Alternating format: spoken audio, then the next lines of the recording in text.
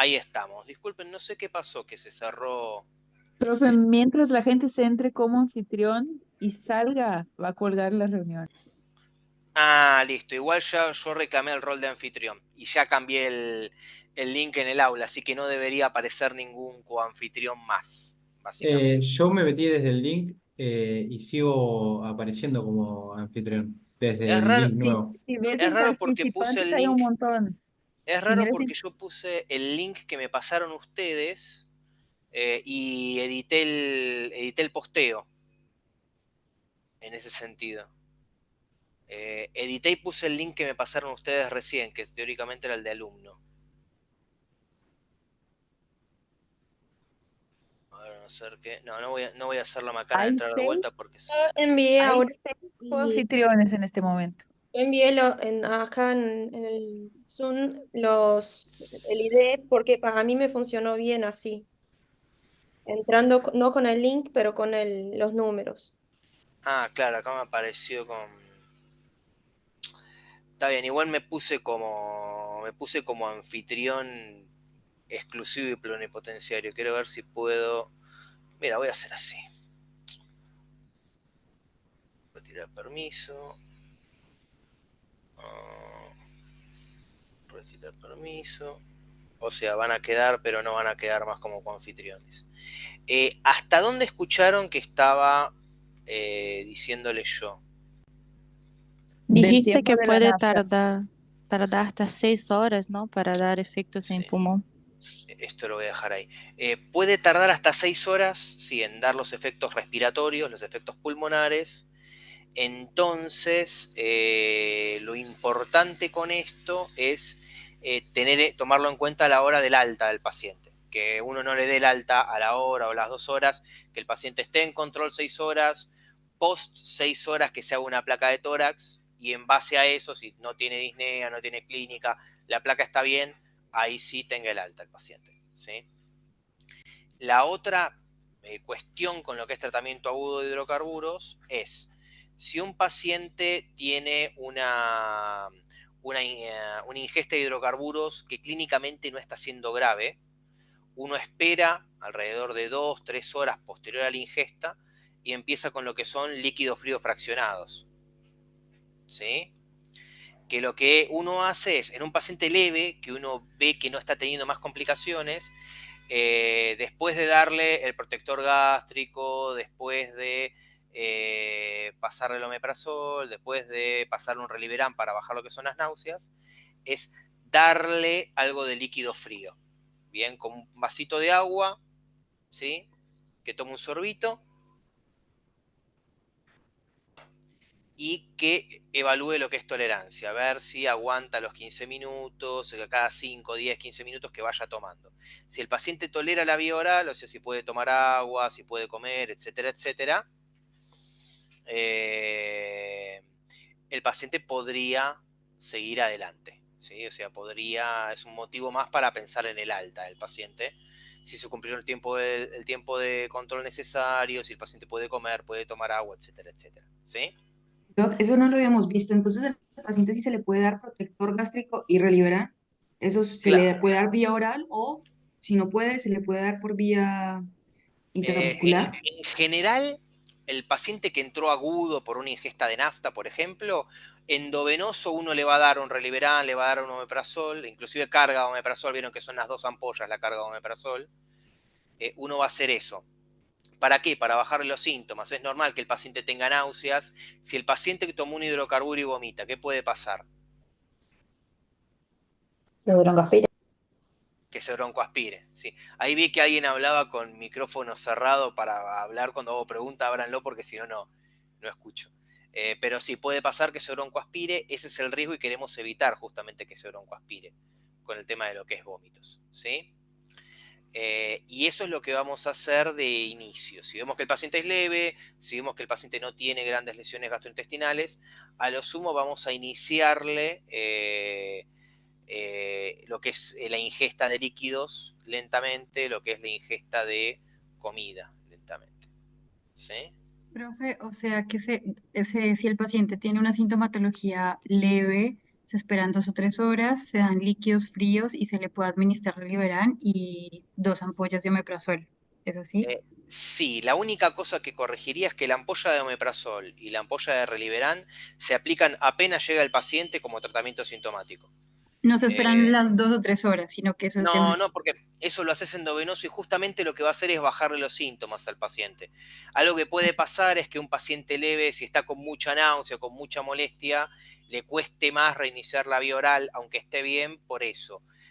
Uno haciéndole tratamiento sintomático también va a bajar la cantidad que necesite, ¿sí? El tiempo que necesite estar o internado o viendo este tipo de cuestiones, ¿sí? Entonces, por ejemplo, en un caso casero, no digamos que no estamos en la guardia y no somos médicos, uno sí le puede recomendar a las familiares que inmediatamente ocurra un caso de ingesta de hidrocarburos, uno sí le puede decir que trate de tomar, si es que puede, líquidos fríos fraccionados o Mira, no. si hay una ingesta de hidrocarburo accidental y ustedes no la están viendo personalmente, conviene que consulte a la guardia, porque el problema que vos tenés es el riesgo de aspiración. Aunque lo estés viendo personalmente, tenés riesgo de aspiración. Y si dentro de 6 horas capaz empieza con una insuficiencia respiratoria, es una macana que no haya consultado en el momento. Una ingesta, no estoy hablando de que alguien que no sé, si se traganta con un aceite que es comestible, no va a pasar nada. Pero si hay una ingesta, por ejemplo, de nafta, ya sea accidental, si alguien ingiere el líquido de un encendedor, no sé, por estar jugando, por accidente, si alguien ingiere algún solvente o algún líquido, conviene que haga una consulta a la guardia por el riesgo de arritmia, por el riesgo neurológico y por el riesgo de aspiración, por las tres cosas. Aunque la persona se sienta bien, después en el hospital le pueden reiniciar la vía oral, eso no es un problema, ¿sí? Disculpen que me están avisando ahí cómo es la cosa con esto. Perfecto, está bien. Lo que me confirman es esto, justamente, que eso habían dejado bibliografía, el tema de glicoles, habían dejado lo que es la bibliografía en lo que es el aula, y el tema entra ahora y entra en el final después, por eso después se repite y se repasa. Está en el programa porque no se sabía si se iba como a llegar a darlo bien, pero el tema entrar en el examen entra, ¿sí? Por eso conviene que, básicamente, que lo dé ahora, ¿sí? Voy a hacer algo, voy a empezar ahora, si quieren, con lo que es este tema, con lo que es glicoles, que van a ver que no es tan largo, ¿sí? Y después seguimos con dudas, ¿les parece? Bueno, Sí. perfecto. Sí, doctor. Glicoles, hay dos grandes temas. Son compuestos que son parecidos al alcohol etílico, pero que tienen la capacidad de generar cuadros tóxicos, porque provocan la generación de metabolitos tóxicos. ¿Se acuerdan cómo se llama cuando un tóxico genera metabolitos más tóxicos que el mismo? Actividad metabólica. Exacto, activación metabólica. Son dos tóxicos que generan eso y algunos que son parecidos. Pero bueno, voy a empezar por metanol, que es el más clásico y el más importante. Bien. Son componentes con usos hogareños. El metanol, por ejemplo, se ha usado en industria automovilística, productos industriales, y relativamente aparecen frecuentemente con causas que son suicidas o causas involuntarias. No siempre se puede dosar, no todos los lugares lo tienen disponible. El metanol específicamente, históricamente, se usó como parte de los fluidos de embalsamamiento en el antiguo Egipto, y por primera vez se aisló en 1661 en la madera de boje, parte del proceso de fermentación, digamos, de lo que es la madera. El principal uso de metanol es como anticongelante, ¿sí? Aparece también en tintas de impresoras, aparece como distintos tipos de solventes de tipos industriales, más que nada, el líquido de limpiaparabrisas, el limpiador de carburadores, algunos removedores de pintura, es el alcohol de quemar, así que si alguien compra alcohol de quemar es metanol y es sumamente tóxico, e históricamente aparecía como un contaminante en las bebidas. ¿Vieron en la época de la prohibición en Estados Unidos, por ejemplo? En esa época se producían bebidas que se contaminaban con metanol porque era más barato para hacerlo más fuerte. Y puede aparecer en alguna bebida artesanal, por ejemplo, hubo un vino de Damajuana hace muchos años que apareció acá contaminado con metanol. Bueno, a nivel toxicocinética, la principal vía de exposición del metanol es la vía oral, en menor medida inhalatoria o de contacto. Tiene una distribución amplia, se distribuye con el agua corporal total, y como el 80% comparte la vía metabólica principal del alcohol etílico. ¿Se acuerdan cuál es la vía metabólica del alcohol etílico? ¿Se acuerdan qué enzimas? Sí, el alcohol deshidrogenasa y la aldehído deshidrogenasa. Perfecto. Si ustedes se acuerdan, el alcohol etílico daba acetaldehído primero y después ácido acético. ¿Bien? Lo que vamos a ver es que el metanol da otros metabolitos con las mismas dos enzimas. Algo particular que tiene el metanol, que no lo tienen muchos tóxicos, por eso lo remarco, es que su eliminación cuando no está metabolizado es por el aire expirado. ¿Bien? El paciente lo respira con el aliento. Y tiene una vida media que es muy variable porque depende cuál sea la dosis. Y tiene muy baja eliminación renal sin metabolizar. Bueno, después lo que vemos es que tiene una dinámica de orden cero, entonces a medida que aumenta la dosis ingerida de metanol, aumenta muchísimo lo que es la vida media, ¿sí? Las severas llega a tener una vida media de 54 horas, la etilterapia la baja a 35 horas aproximadamente, y la etilterapia más hemodiálisis la bajan a 2 horas y media. ¿Alguien sabe qué es la etilterapia? ¿No es utilizar el metanol como competidor enzimático? Exactamente, justamente. Lo que vamos a ver es que el metanol por la alcohol deshidrogenasa va a formar formaldehído, compuesto conocido por todos nosotros por anatomía. El formaldehído se va a reducir una vez más por la aldehído, se va a oxidar una vez más por la aldehído deshidrogenasa y va a formar ácido fórmico, ¿bien? Otro compuesto sumamente tóxico. Y lo que podemos hacer con el alcohol etílico es bloquear estas enzimas, tanto la alcohol deshidrogenasa como el aldehído deshidrogenasa en menor medida. Y lo que hace esto es bloquear la formación del formaldehído y el ácido fórmico, que son los metabolitos francamente tóxicos, ¿sí? Y una cosa muy importante es que el ácido fórmico es un metabolito de un metabolismo muy lento que el cuerpo no elimina bien y que el cuerpo tiende a concentrar, tiende a acumular. ¿Bien? Es un compuesto que la mayor vía de eliminación es la conversión a dióxido de carbono y agua por medio de folato, como un cofactor de esta reacción, ¿sí? Que es una reacción lenta. Entonces solamente en esta filmina ya tienen la base del tratamiento de lo que es metanol. Va a ser etilterapia o fomepizol, que es un análogo del alcohol etílico, que es un inhibidor directo del alcohol deshidrogenasa, la administración de folato para aumentar la eliminación del ácido fórmico y la hemodiálisis, ¿sí? En los casos graves. ¿Por qué es tóxico el metanol? El metanol, como alcohol, es un irritante directo y que provoca un cierto nivel de fluidificación, alteración de las membranas. Sus metabolitos, ¿qué son? En primer lugar, el formaldehído. El formaldehído es un gas muy difusible, más soluble en agua que en grasas. Se acumula en el globo ocular y en líquido cefalorraquídeo, provoca precipitación de proteínas e inhibe la citocromo oxidasa. ¿Se acuerdan quién más inhibía la citocromo oxidasa? Cianuro, monóxido. Bien. Entonces, acuérdense que tiene el mismo mecanismo de acción que el cianuro y el monóxido. Y el ácido fórmico, el principal mecanismo que va a tener es este mecanismo, el inhibir la citocromo oxidasa, y está relacionado con la morbimortalidad, la concentración de ácido fórmico, ¿sí? Entonces, a nivel clínico, es un cuadro que va a provocar una acidosis metabólica con anión GAP aumentado, que no responde bien al tratamiento médico, la acidosis metabólica. Va a provocar síntomas gastrointestinales que al principio se van a parecer a un cuadro de borrachera, náuseas, vómitos, dolor abdominal, puede provocar elevación de transaminasas. Va a provocar insuficiencia renal aguda por mioglobinuria y en casos de intoxicaciones severas, shock, bien, bradicardia, hipotensión, depresión miocárdica. A nivel neurológico, hay dos síntomas que son clásicos del metanol. El primero es la neuritis óptica. Es una cosa clásica que uno de los síntomas que aparecen en los cuadros moderados a graves es la pérdida de la visión. ¿Bien? Es por este daño selectivo y por la alta concentración de metanol en el líquido cefalorraquídeo y en el humor vítreo. Bien.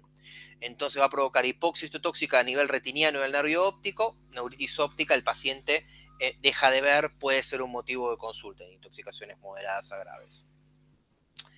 Y luego está la aparición de edema cerebral, que tiende a provocar daño más específico a nivel de los ganglios basales, especialmente en el putamen, y provoca desmielinización por alteración a nivel de lo que es la sustancia blanca. ¿Se acuerdan quiénes más provocaban lesiones en ganglios basales?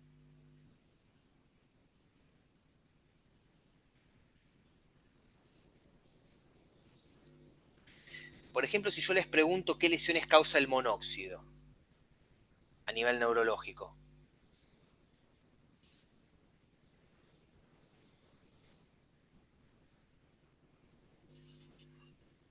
¿Me escuchan? Sí, sí, se lo escucha, profe, pero yo no recuerdo. Menos Causa mal. una peroxidación, ¿no? Claro, causa también peroxidación lipídica, pero el monóxido, las lesiones que causa, también están concentradas a nivel de lo que es la sustancia blanca y a nivel de lo que es los ganglios de la base. De la misma manera, el cianuro también provocan lesiones a ese nivel.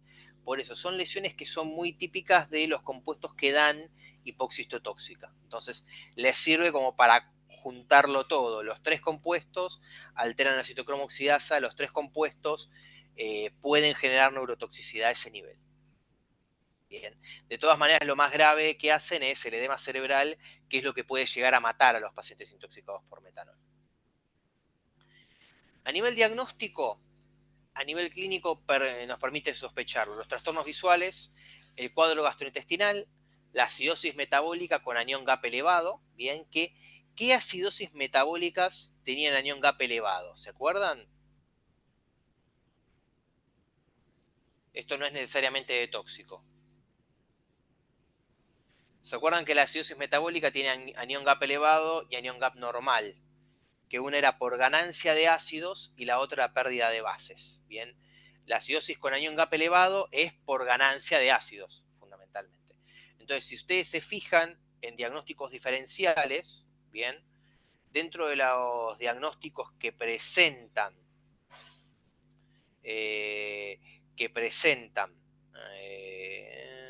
sí, vamos con este, que presentan el metanol, las causas de acidosis con anión GAP elevado están incluidas. La cetoacidosis, la insuficiencia renal, la intoxicación por aspirina o hierro.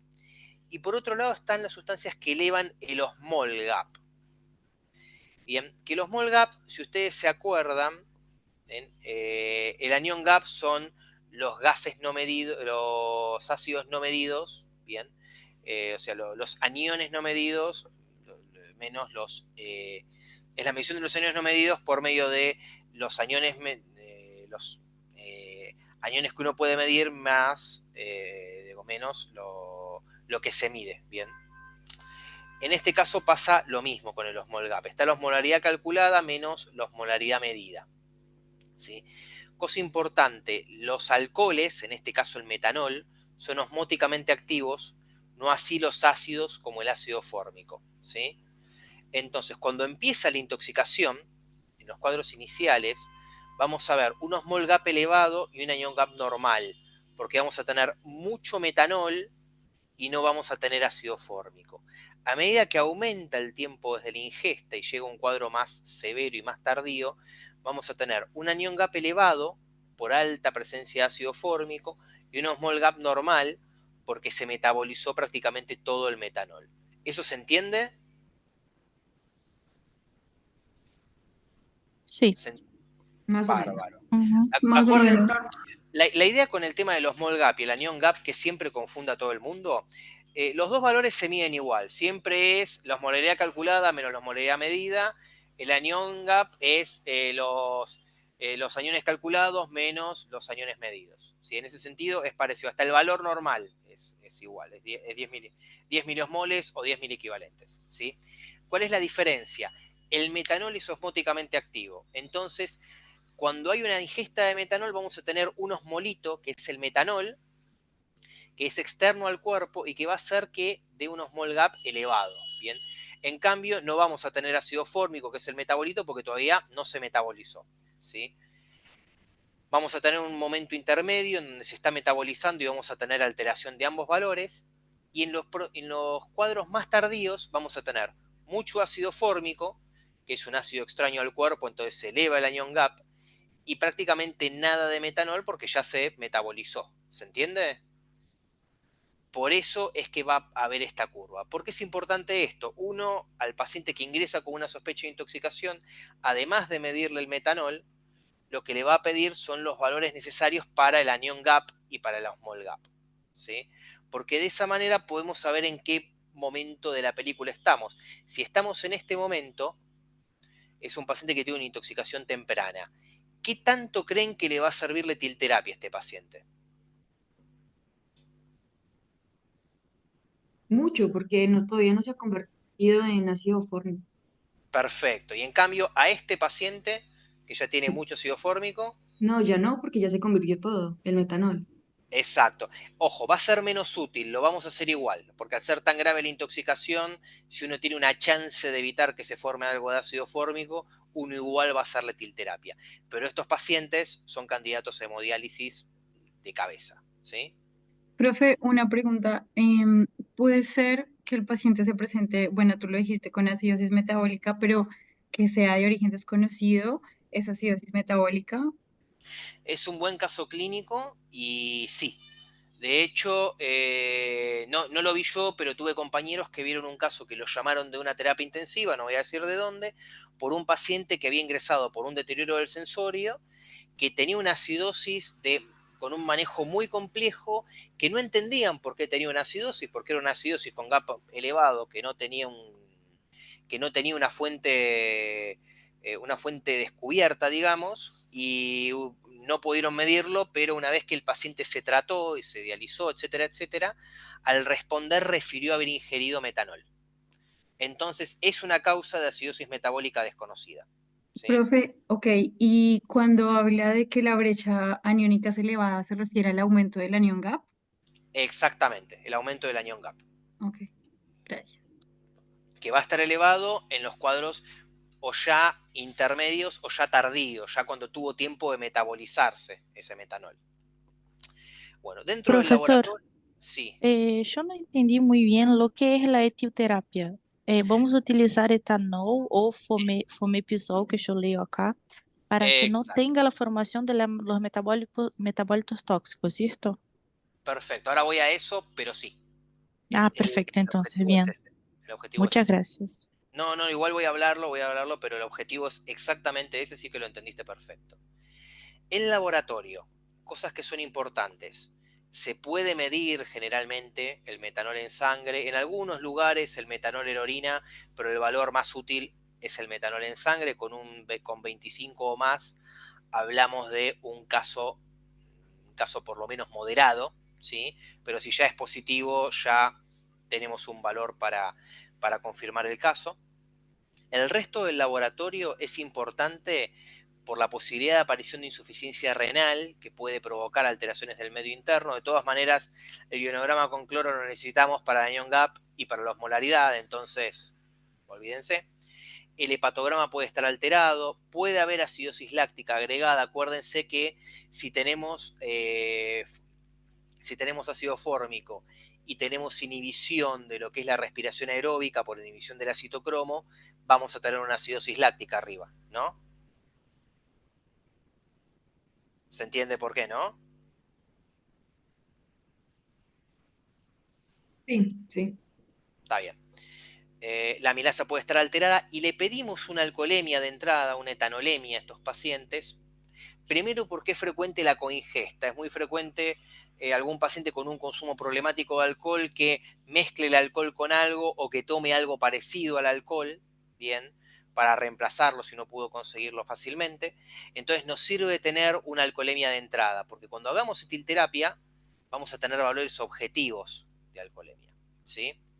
Profe, o sea que, perdón, la etilterapia depende si el paciente es alcohólico o no. O sea, si le doy al paciente etanol endovenoso, eso depende si el paciente consumió o no alcohol.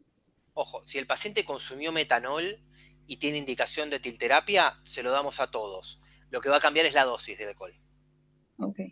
Ok, eso ahora lo voy a hablar. Bueno, esto lo tienen, después léanlo bien. Fíjense que a partir de 20 aparecen los síntomas neurológicos de metanolemia, a partir de 100 aparecen los síntomas oculares, o sea, es una metanolemia alta, y a partir de 150, 200, el edema cerebral letal. Bien, esto es bastante esquemático, pero está como está descrito. Trastornos visuales, esto, se le puede hacer campo visual, se le puede hacer fondo de ojo, se le puede hacer electrorretinografía. Estos son estudios más ambulatorios que de guardia. El fondo de ojo, si hay un médico que lo sepa hacer, se puede hacer tranquilamente de guardia, pero no suele ser práctico hacer los otros estudios.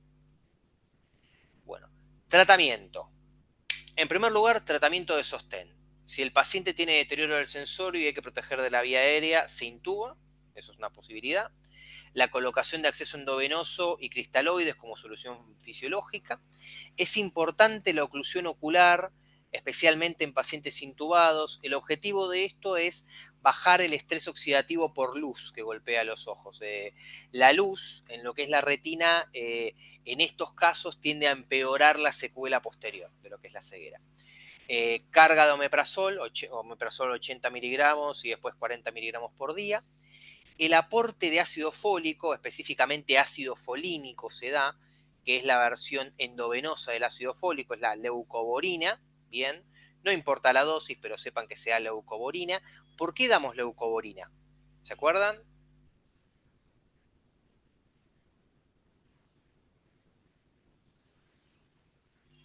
Fíjense que yo les hablé, al hablar de lo que es el metabolismo, que el ácido fórmico usa folato para convertirse en dióxido de carbono y agua. La leucoborina, en este caso, lo vamos a dar como parte del tratamiento para aumentar la eliminación del ácido fórmico, ¿sí? Claro, como Y luego, cofactor. como cofactor. Y la corrección de acidosis, ahí vamos a dar bicarbonato al que tenga pH menor de 7,20. ¿Esto les queda claro? Bárbaro, bueno. Etilterapia.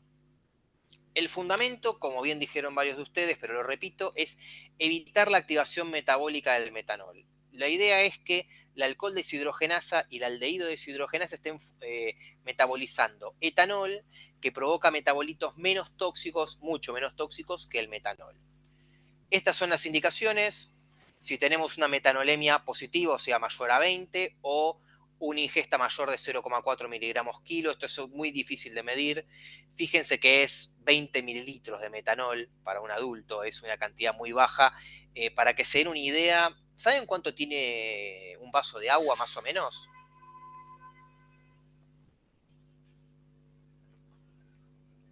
De capacidad. 150, 200 por ahí. Claro, más o menos 200 mililitros, 150. O sea que fíjense que un sorbito de metanol, si está en alta concentración, es grave, y los líquidos que tienen metanol suelen tenerlo casi puro. Y después, si hay sospecha de intoxicación con un osmol-GAP elevado o una acidosis grave menor a 7,3, un bicarbonato menor a 20, cualquier paciente que lo vayamos a hemodializar por sospecha de intoxicación por metanol. Fíjense que estos son sin importar el nivel de metanolemia, esto no importa si lo podemos medir.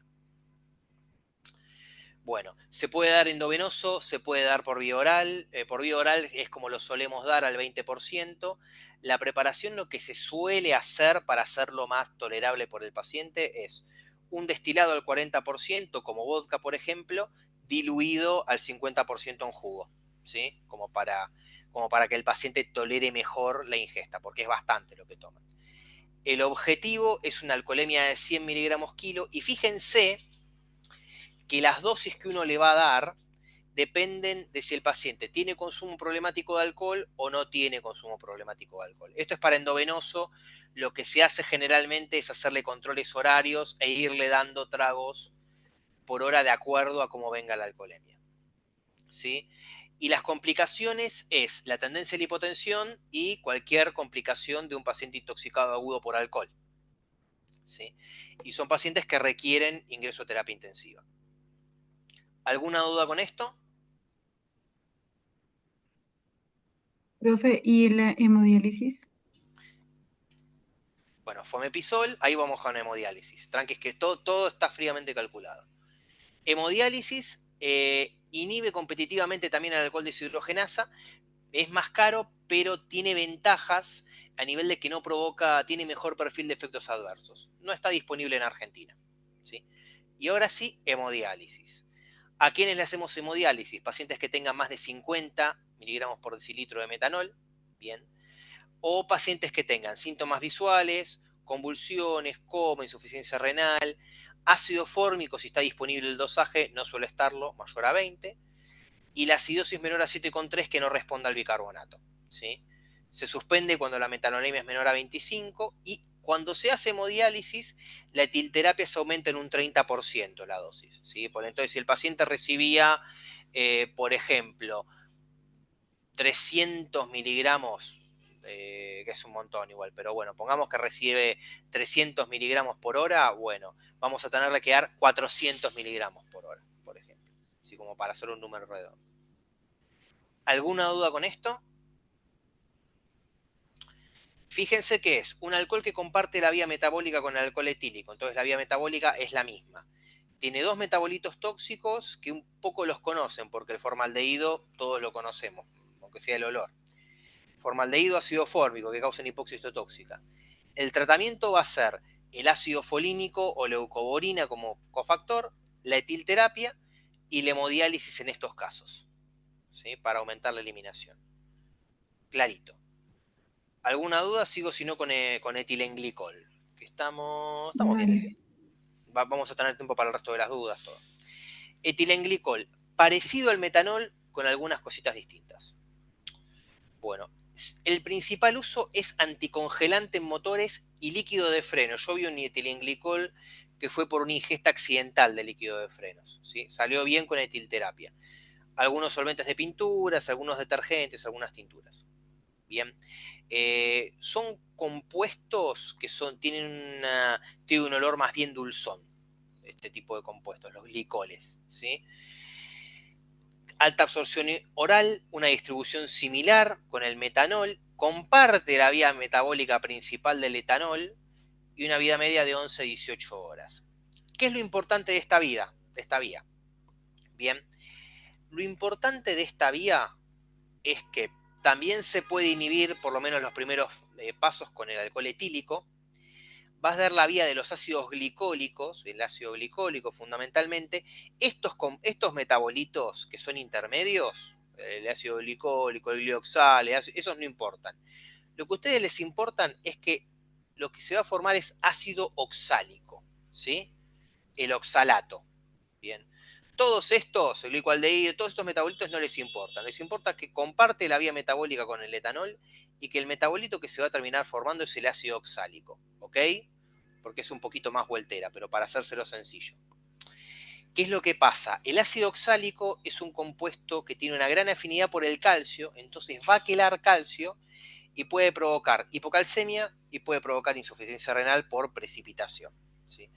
Entonces, nosotros lo que le podemos dar a estos pacientes para no formar ácido oxálico, además de la etilterapia, es tiamina para formar este metabolito, que no interesa el nombre, y piridoxina para formar glicina, ácido benzoico, ácido hipúrico.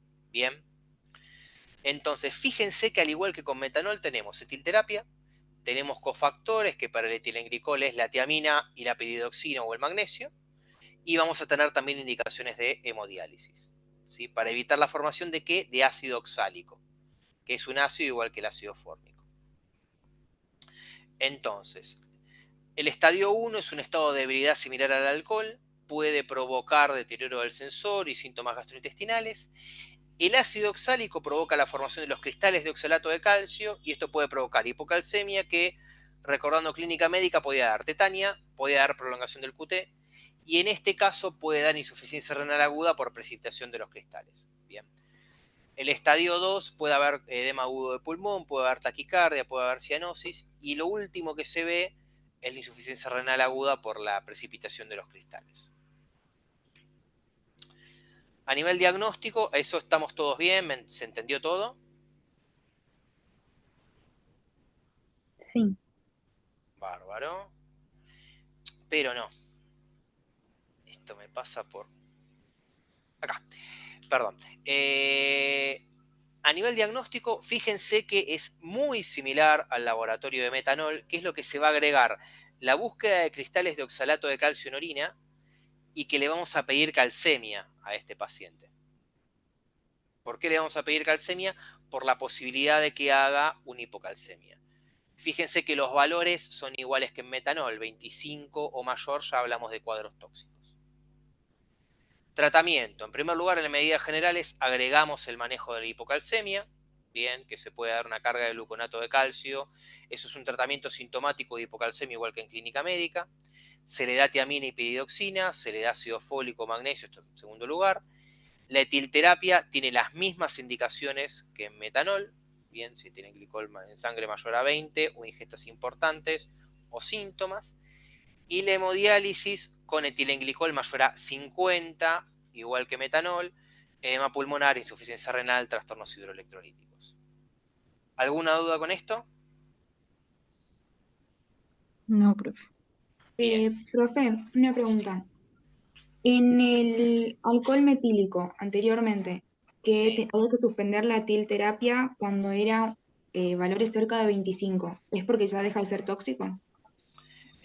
Cuando a partir de 25 se habla un cuadro, se habla de la indicación de etilterapia, hasta 20 en realidad lo esperás, que es como el valor que ya deja teóricamente de tener síntomas. Igual si hay una ingesta aguda, uno va a tratar de mantenerlo por lo menos por 3, 4 días la etilterapia para asegurarse que no haya después un cuadro grave. Eso tiene más que ver con el tiempo de latencia, con el tiempo que uno tarda en iniciar la etilterapia, con el dosaje que nos dé. ¿Qué quiero decir con esto? El dosaje es un motivo para iniciar el tratamiento, pero el fin del tratamiento tiene que ver con la evolución clínica. ¿Se entiende? Claro, o sea, hay que dejar de hacerlo cuando ya está fuera de riesgo, digamos, el paciente. Exactamente. O Ok. sea, ¿por qué el valor de metanolemia mayor a 25? Supongamos un paciente que viene lo más campante y dice, me tomé un trago de metanol o de etilenglicol, porque el valor es el mismo. Bueno, el paciente está asintomático, el laboratorio no les dice nada. Capaz la latencia no está siendo tan grave, pero ustedes ven que tiene 30 de metanolemia. Ese es un paciente que uno le inicia etilterapia y que es el mejor paciente para iniciar la etilterapia, porque tiene metanol y todavía no tiene ningún metabolito porque no tiene ningún síntoma. ¿Sí? Bueno, y fíjense Sí, que las gracias. indicaciones de hemodiálisis son iguales. Bien. Y fíjense, ¿se acuerdan en el alcohol etílico cuál es la indicación de diálisis? ¿Con qué valor indicamos diálisis? Mayor a 400, ¿no? Claro, Creo mayor a que... No, 500 sin no importar sé. síntomas, mayor a 400 con acidosis grave, etcétera, etcétera. Fíjense que es 10 veces más que en estos alcoholes pesados. Metanol es 50, etilenglicol es 50. ¿Sí? Yo para que no se confundan, acuérdense que es esa diferencia. Bueno, después hay otros glicoles, que esto es más cortito, menos importante. Está el dietilenglicol, que es un líquido de sabor agridulce, es un solvente industrial, un anticongelante, no tiene tanta intoxicación en contexto industrial.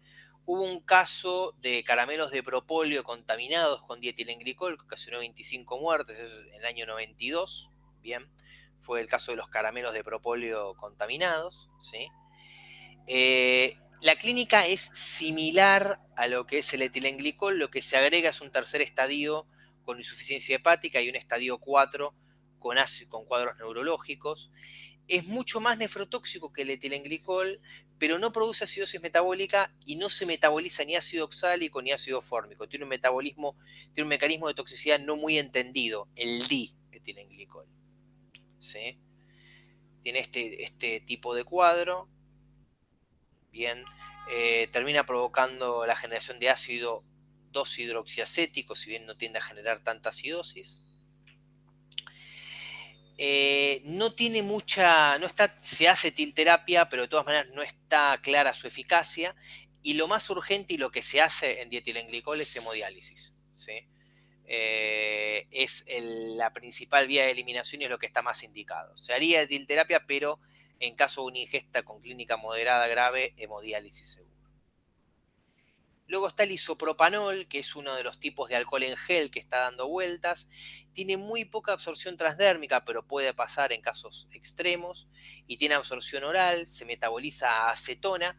Provoca cetosis sin acidosis porque genera acetona, básicamente. Y se metaboliza por la alcohol deshidrogenasa.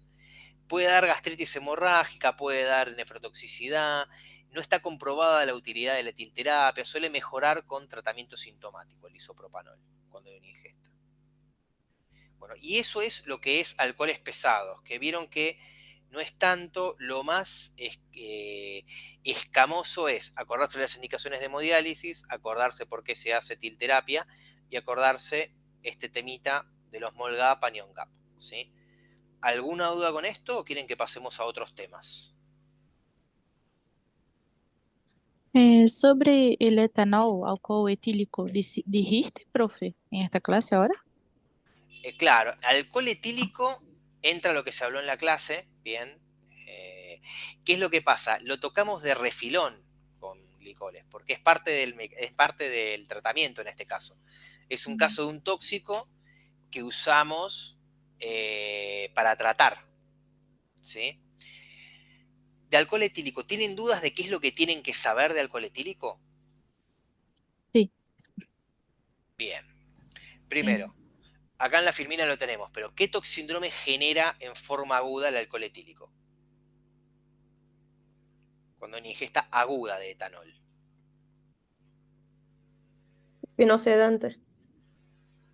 Exacto, sedativo hipnótico, ¿sí? Similar a quiénes, ¿qué otras causas de sedativo hipnótico hay? Benzodiazepinas, barbitúricos. Psicofármacos, acuérdense, todos los antidepresivos, todos los anticonvulsivantes, todos los antipsicóticos, acuérdense de GHB como causa, ¿sí? ¿Por qué? Cuando hablamos de síndrome, el síndrome los apunta un grupito de causas. Y el sedativo hipnótico tiene una cosa que se cumple en otros síndromes, pero que es muy particular de él, que es el efecto aditivo. Si yo les pregunto, en general, ¿el sedativo hipnótico da insuficiencia respiratoria? En general.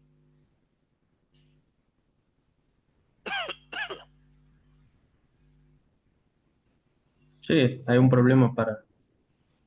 Pero ojo, insuficiencia respiratoria quiere decir que el paciente no puede respirar sin ayuda, ya sea que disminuye la frecuencia o la profundidad de las respiraciones, ya sea que no funciona bien, no tiene suficiente fuerza el aparato respiratorio, que la PO2 baja, que el paciente sufre una asfixia, puede llegar a morirse por insuficiencia respiratoria. ¿El sedativo hipnótico da eso frecuentemente? No, frecuentemente no. Exactamente. ¿Por qué? Porque las causas más frecuentes de sedativo hipnótico es o el alcohol etílico o las benzo. ¿Cuál es el problema? Cuando uno suma causas, por ejemplo, alcohol etílico y benzos, que por sí solos no tienen por qué dar insuficiencia respiratoria, podemos tener un sedativo hipnótico grave con insuficiencia respiratoria. Y ese es un paciente que si no se intuba, se muere. Bien, es lo principal, uno de los grandes conceptos de síndrome sedativo hipnótico. ¿Sí? Bien. Ahora, en alcohol etílico. Y esa sería, Doc, bueno, y Sí. ya en repaso, eso que acabas de decir de la depresión respiratoria podría ser un diagnóstico diferencial con el narcótico, con el síndrome narcótico. Exactamente, es un diagnóstico Sería diferencial con el síndrome narcótico por opioides, ¿sí?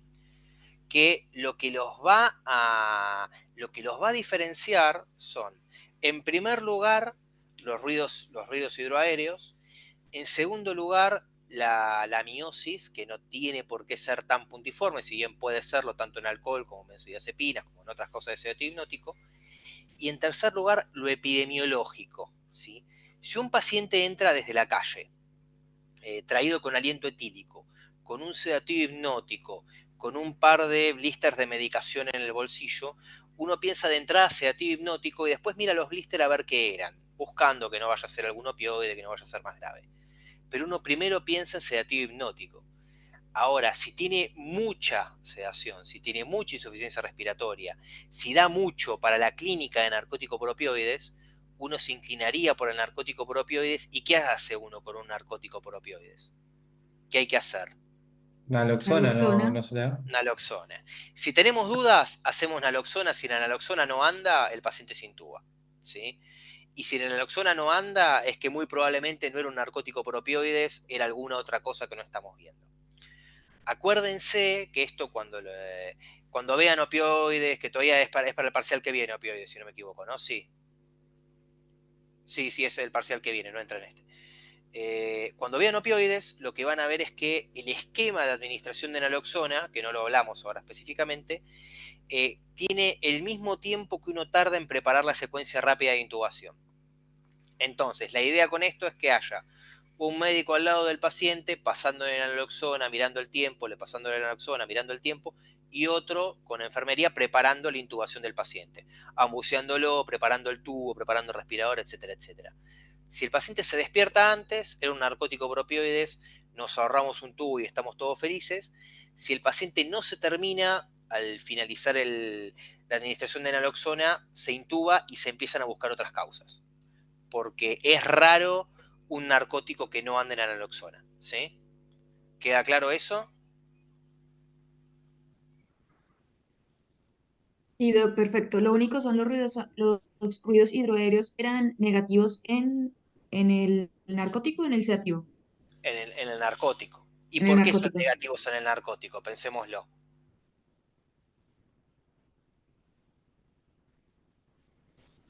Son negativos por la causa, ¿sí? Piensen que los opioides provocan constipación, provocan inhibición del movimiento del tubo digestivo. Por eso es que parte del síndrome por opioides va a ser el ilio, ¿sí? Que no tiene por qué pasar en medicaciones que causan sedativo hipnótico necesariamente, ¿sí? Ahora, eso es lo primero que hay que saber con alcohol etílico agudo. Luego está cuáles son los riesgos de que se muere un paciente por una ingesta de alcohol. ¿Qué son los accidentes? ¿Qué es el riesgo de aspiración? ¿Y qué es el riesgo de asfixia posicional? Por ejemplo, un paciente que quede tirado con el cuello en una mala posición y que se asfixie, o que vomite y se aspire con su vómito y se asfixie, ¿bien? O que lo choque un auto en la calle, o que se caiga y se fracture el cuello, o que haga un sangrado en la cabeza, etcétera, etcétera, ¿sí?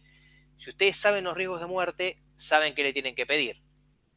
Bien, porque, por ejemplo, si tiene riesgo de accidente el paciente y a ustedes les da duda, ¿qué tipo de estudio le pueden pedir para ver si tiene un sangrado? En la cabeza, por ejemplo, un sangrado cerebral. Una tomografía. Claro, una tomografía de cerebro, eso es para poderlo pensar, ¿sí? Después, en laboratorio, ¿se puede dosar el alcohol etílico? Fíjense en la clase que están, cuáles son los niveles, cuáles son más graves, menos graves, etcétera. Y también uno le toma un hemoglucotest, que es el test que uno le pincha el dedo, saca la gotita de sangre y ve la glucemia. ¿Por qué hacemos un hemoglucotest? Para descartar un pico hipoglucémico o crisis hipoglucémica. Claro, ¿y por qué va a haber hipoglucemia en una ingesta aguda de alcohol?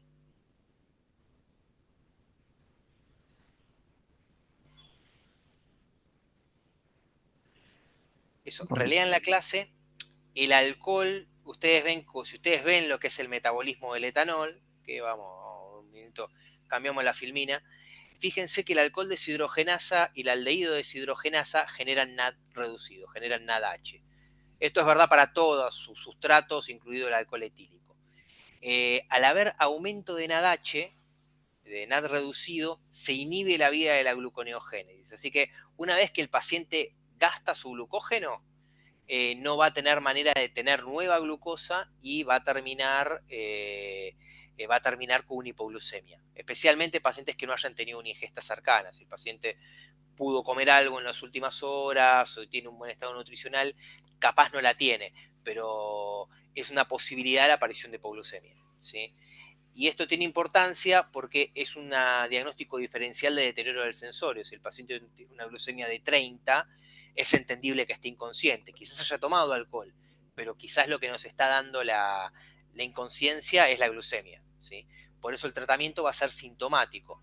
El colocar una vía, la expansión con fluidos, el dar Reliberan, el dar omeprazol. ¿Para qué piensan que damos Reliberan en una ingesta aguda de alcohol? ¿Para qué le damos una metoclopramida? Para evitar la aspiración o en caso de un vómito. Claro, para cortar los vómitos y evitar la aspiración, ¿sí? O sea, eso tiene mucha importancia, ¿sí? Y la prevención de complicaciones es la posición de seguridad, las barandas elevadas, la cabecera elevada, que el paciente no se caiga de la cama, ¿bien? Eso en agudo, ¿les queda claro? ¿Tienen alguna duda con agudo? Profe, ellos tienen acidosis metabólica también, ¿no? Sí. ¿Por qué tienen acidosis metabólica? Mm, porque tienen una deficiencia de volumen, o sea, aumenta la diuresis. Puede ser por deficiencia de volumen que genere la acidosis láctica. Y lo otro que puede ser es que el alcohol se metaboliza a ácido acético, que te termina pasando a acetil-CoA, teóricamente, ¿sí? Por eso son las calorías, se llaman calorías inútiles, que van como directo a tejido adiposo, pero va a aumentar el ácido acético, va a haber acetil-CoA, va a haber cuerpos cetónicos, entonces hay una acidosis láctica, pero también puede haber una acetocidosis alcohólica, especialmente en ingestas grandes, ¿sí? Así que sí, la acidosis puede aparecer. Bien. Es raro que requiera bicarbonato o tratamiento específico, pero puede estar. ¿Algo más con alcohol agudo? Estos pacientes, la hipotermia, ¿por qué se desencadena? ¿Porque pierden la temperatura central o cuál sería el mecanismo? Acuérdense que tienen, además de la pérdida de líquidos, que eso no ayuda, el alcohol es un vasodilatador periférico. El gran mecanismo que tenemos los mamíferos y los seres humanos para termorregular es la vasoconstricción periférica. Por eso la palidez, por ejemplo, con respuesta al frío, por eso el dolor y el frío en las manos, ¿bien? Lo que hace el alcohol es, al provocar vasodilatación periférica, es que se pierde este fenómeno y aumentar la pérdida de calor. La hipotermia se va a dar mucho cuando, en invierno, en los días de frío, que es un paciente que estuvo fuera de la intemperie, probablemente no con ropas. De hecho, algo que puede pasar cuando hay este tipo de cuadros de vasodilatación es que la persona sienta calor y se desvista, y esto empeore la pérdida de calor. Y por eso es que puede haber una hipotermia, ¿sí?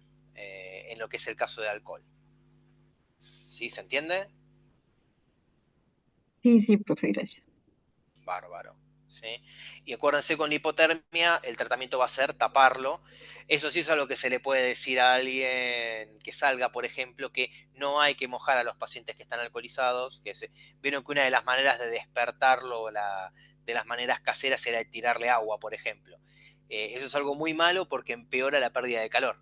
Si es un día de o así otoño-invierno, tranquilamente pueden hacer una hipotermia que lo complique más. Bien. Bueno, esto en cuanto a agudo. En cuanto a lo que es alcohol crónico, primero que nada, abstinencia alcohólica. Bien.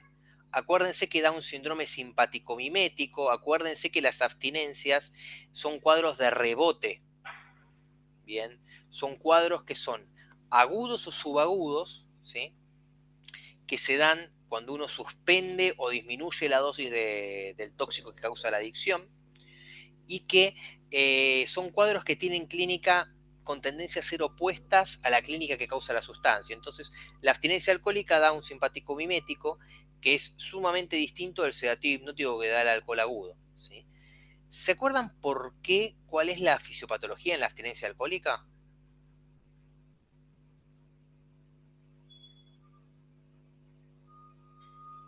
Bueno, léanlo en la clase o en la bibliografía.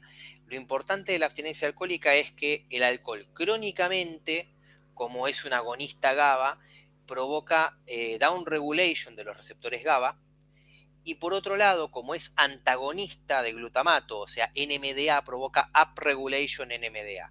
Entonces tenemos un down regulation GABA, un upregulation NMDA, que en los pacientes que toman alcohol crónicamente está sostenida solamente por el alcohol etílico, que actúa como nivelando la actividad de esos dos receptores. Entonces, no sé si vieron alguna vez un paciente, una persona que tenga un problema de alcoholismo, que quizás son personas que tienen un funcionamiento normal o casi normal, a pesar de estar tomando todos los días durante todo el día. En parte tiene que ver con esto, con esta adaptación de receptores a esta situación. ¿Qué pasa? Esto no es fisiológico. Cuando el paciente deja de tomar, esto responde con un aumento de actividad glutamatérgica, una disminución de actividad de GABA, y aparece la abstinencia alcohólica, con el simpático mimético, con la cefalea, el temblor, en los casos graves el delirium, las convulsiones, ¿sí? Y esto va a ser distinto del craving. ¿Saben lo que es el craving? No. Perfecto. El craving es la necesidad subjetiva de consumir una sustancia, ¿sí? Un paciente que es un paciente fumador, metiéndonos en adicciones, yendo a una adicción específica, un paciente que fuma tabaco es un paciente que si no fuma se vuelve loco, ¿sí? Se vuelve loco como ustedes cuando tengan el hambre más hambre que tuvieron en su vida y ven un caramelo arriba de la mesa. ¿Se quieren tirar arriba del caramelo? Bueno, la persona que fuma tabaco y que no está fumando y que tiene ganas de fumar, lo siente de esa manera, ¿sí? Pero es algo que es independiente de la abstinencia, tiene que ver con cambios crónicos en las vías neurológicas del circuito de recompensa, ¿sí? Eso reléanlo, acuérdense del área tegmental ventral y del núcleo accumbens, el núcleo accumbens que es estimulado por dopamina y que libera a su vez dopamina en el área tegmental ventral, que esto es lo que va a ir generando lo que es las sensaciones del placer. Bueno, eso es la activación aguda del circuito. Cuando se activa en forma crónica, tiende a modificar cómo funcionan otros circuitos, como el área de toma de decisiones, como la sensación del placer de otros estímulos, como los circuitos de respuesta al estrés. Y a nivel crónico, los pacientes lo sienten como una necesidad tratar su estrés o sienten que necesitan la sustancia para funcionar. Y esa sensación de si no me fumo un pucho, me muero o mato a alguien, es el craving. Y es distinto de la abstinencia, porque si uno lo ve en alcohol, la abstinencia alcohólica es un cuadro que aparece a las 8 horas, 24, quizás algunos días después de dejar de tomar, y dura entre una semana a 2 semanas en los casos más graves. Y en cambio, el paciente se recupera de su abstinencia, ahora vamos a ver cómo, pero puede permanecer con craving. El paciente puede seguir con ganas de tomar y con ganas gravísimas e irreductibles de tomar, a pesar de no estar en abstinencia, ¿sí? El Profe, craving, ¿cómo? perdón, Decime. una pregunta, es que estoy acá leyendo, ¿tiene que ver con, o sea, para diagnosticarlo, tiene que ver con la escala de Seward? La abstinencia, la gravedad la mide la escala de Seward. El diagnóstico se hace por el DSM-4 o el DSM-5 preferentemente. Ah, ok. ¿Ok? La escala de Seward está bien, es una escala de gravedad. La escala de Seward te va a decir si es leve, moderado o severo. ¿Para qué te sirve? Un paciente leve normalmente se puede tratar solamente con benzodiazepinas, quizás si es muy leve y tiene un buen seguimiento, con benzodiazepinas orales y por ambulatorio. El moderado ya uno tiene que empezar con vía periférica y bolos de benzodiazepinas. El grave va a necesitar la administración continua de benzodiazepinas como lorazepam, ¿sí? Pero solamente es útil en la abstinencia. Es útil solamente en la abstinencia. Lo que pasa es que justamente la abstinencia tiene un síndrome simpático bimético. Que eso, si vos te fijas con el Seward, hay cosas que las medís. Medís la sudoración, medís el temblor, medís otros síntomas más graves como las alucinaciones, etc.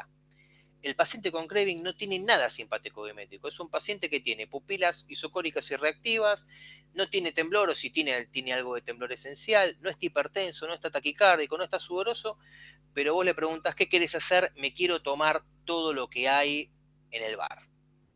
Esa es la diferencia entre craving y abstinencia alcohólica, ¿sí? Un paciente con abstinencia alcohólica puede tener craving totalmente, pero es una parte de la gravedad de la abstinencia alcohólica, no es la abstinencia alcohólica las ganas de tomar. O sea, el craving es simplemente la necesidad de consumir a lo que es adicto. Exactamente. Las dos son dos facetas de la dependencia. ¿Les hablaron algo de lo que es la dependencia? Eso le quería preguntar, doctor. El craving es como un escalón mayor a la dependencia. El craving, la dependencia es, podríamos decir que es una silla que tiene varias patitas. Una de las patitas de la dependencia es el craving, la necesidad de funcionar por la sustancia.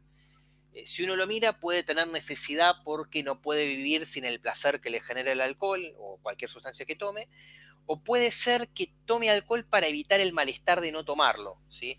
Esto pasa mucho en los pacientes que tienen ansiedad cuando no pueden tomar alcohol, pasa mucho en pacientes psiquiátricos, por ejemplo, que se automedican con sustancias, como por ejemplo alcohol u otro tipo de sustancias. Pasa mucho con pacientes que tengan inicios de abstinencia.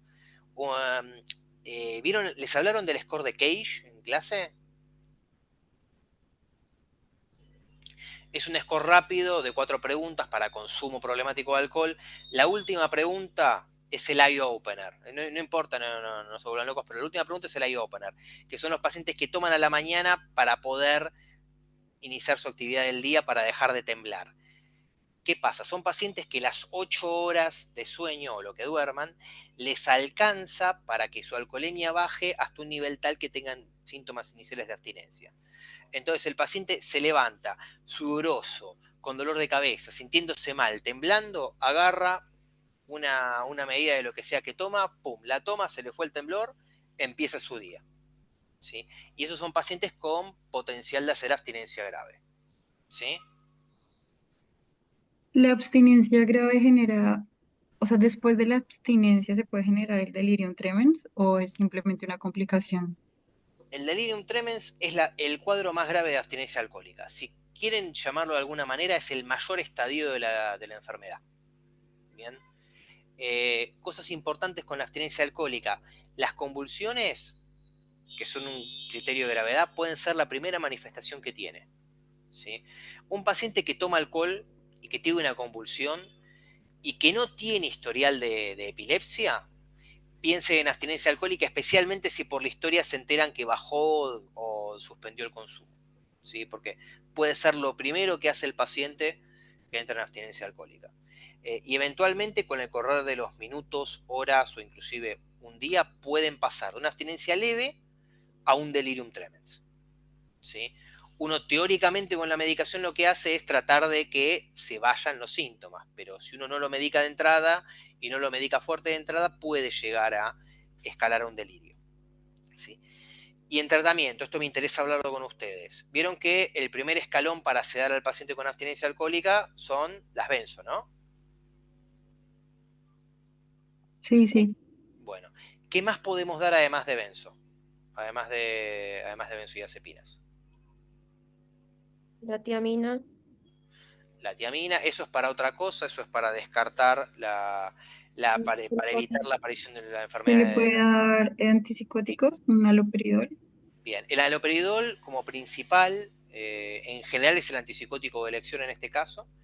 ¿A quiénes se lo vamos a dar? A los pacientes que tengan abstinencias graves y a los pacientes que tengan alucinaciones.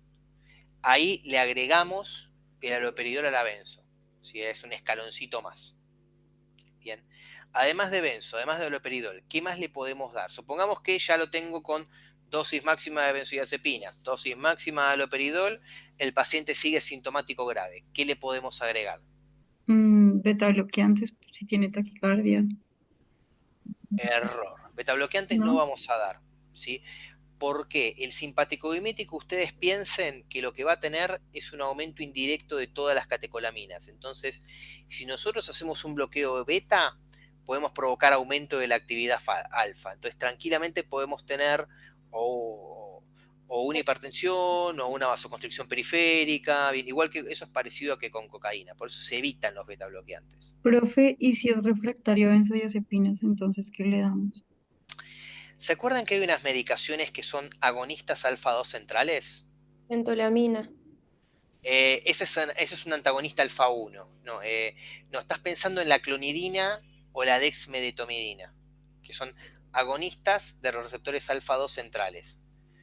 Acuérdense que los receptores alfa 2 son presinápticos, entonces son simpaticolíticos, son inhibidores de la actividad simpática. Si nosotros le damos clonidina o dexmedetomidina, actúa también como sedante parecido a lo que son las benzo en este caso, ¿sí? ¿Cuál es la diferencia? Lo pone justamente en los pacientes que son refractarios a las benzo y a los antipsicóticos, con el objetivo de eventualmente bajarle la dosis de benzo y de antipsicótico, ¿sí? Y de estabilizarlo mejor.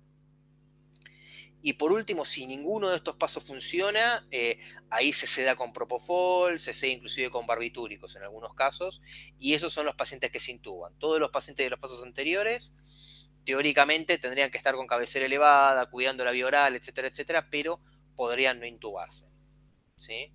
Doctor, Eso. tengo anotado yo anticravin naltrexona. ¿Está bien? Exactamente. Fíjense. Abstinencia, yo les dije, benzos, si no alcanza con las benzos haloperidol, si no alcanza los alfa 2 centrales, si no alcanza propofol, etcétera, etcétera. ¿Y qué les dije del craving y de la abstinencia? ¿Son la misma cosa?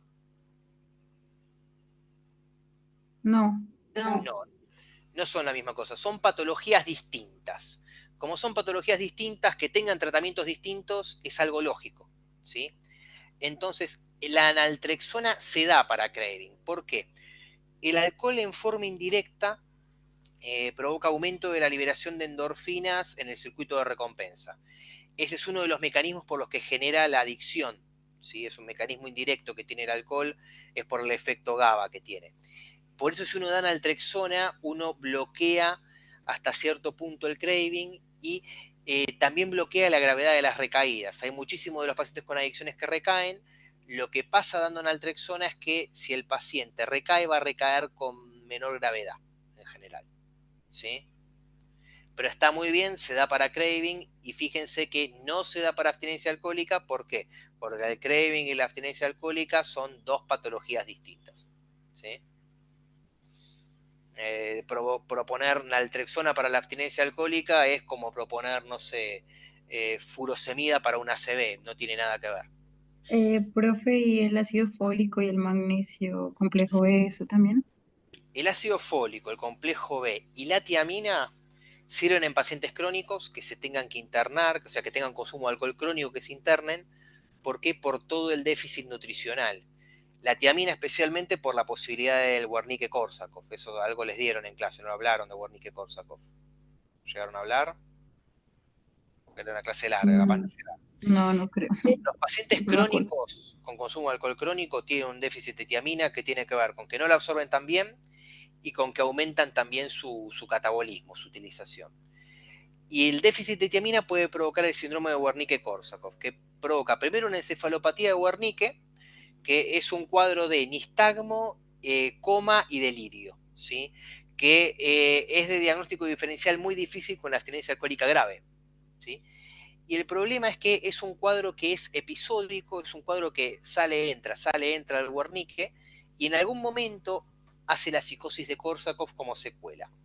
Y la psicosis de Korsakoff es una psicosis resistente a los antipsicóticos, con delirio, tiene una alteración de la memoria reciente y que además suelen tener delirio de persecución, ¿sí? Entonces es muy frecuente ver un Korsakoff y que uno le pregunte, la primera vez que uno ve al paciente, ¿usted me conoce? Sí, yo lo conozco, estuvimos, no sé, juntos en la Colima, no sé, estuvimos en el kiosco hace 20 minutos comprando cigarrillos. Y eso es algo que no tiene nada que ver, pero es algo que el paciente rellenó de lo que le pasaba, ¿sí? La idea es no llegar al Korsakoff porque el Korsakoff no es reversible, el Wernicke sí. ¿Y cómo evitamos llegar al Korsakoff? Poniendo tiamina.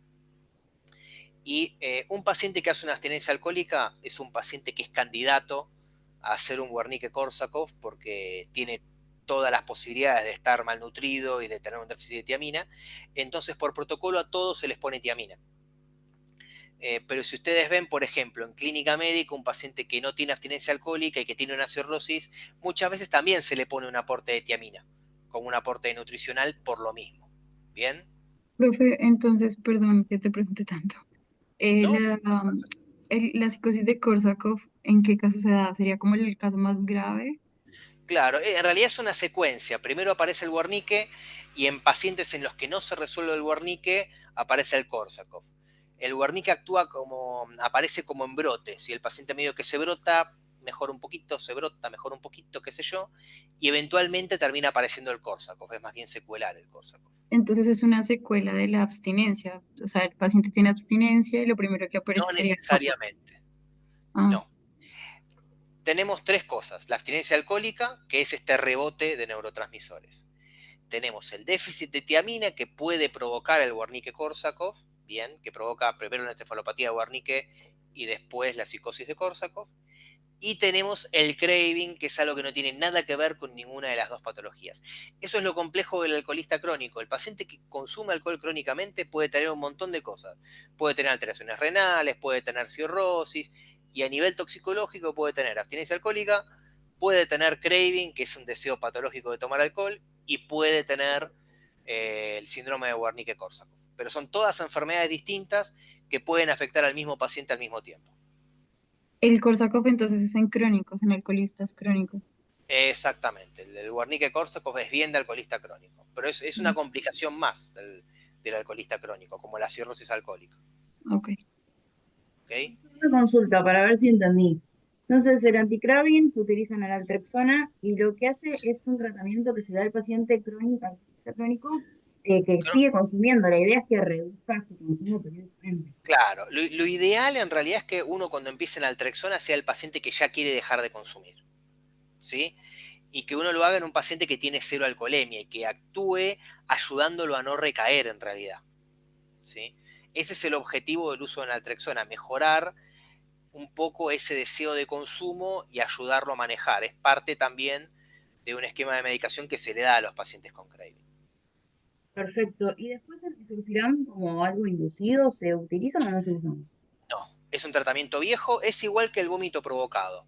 Es un tratamiento viejo que se vio que no sirve y no se usa más. Gracias. Bien, es básicamente palabra prohibida, porque ¿cuál es a ver, un paciente que consume alcohol, ¿no? Y que uno le da disulfiram, ¿qué solución tiene el paciente si la próxima vez que toma alcohol se siente mal con el disulfiram? No, nada, tiene un montón de efectos adversos. No tomar el disulfiram y seguir tomando alcohol, que es lo que se veía que pasaba, por eso es un tratamiento que no sirve. ¿Es un tratamiento aversivo? Sí, el paciente se siente como el traste si toma disulfiram y después alcohol, definitivamente. ¿Es útil? Y no, el paciente deja el disulfiram y sigue tomando alcohol. Porque va a ser más fuerte el deseo del alcohol que el deseo de pasarla mal. ¿Sí? En este sentido es mucho más útil disminuirle el malestar al paciente, ya sea con la naltrexona o con otras medicaciones psiquiátricas, que con el disulfiram. Bueno, son las 5:10. Me gustaría pasar a otros temas si estamos bien con alcohol, porque el programa es grande y extenso. ¿Sí? A ver, de cocaína y de éxtasis, ¿alguna duda grande? Doctor, perdón, pregunta, ¿síndrome alcohólico fetal entra? Síndrome alcohólico fetal, lo que les dieron en clase entra. Lo que le dieron en clase entra para el parcial. Yo Vale, no recuerdo haber dado síndrome alcohólico fetal en esa clase. gracias. ¿Sí? Cosa importante, de cocaína, de estimulantes. ¿Alguna duda? Acuérdense las formas de presentación, acuérdense que hay cocaínas que se fuman y cocaínas que se snifan y algunas que se inyectan.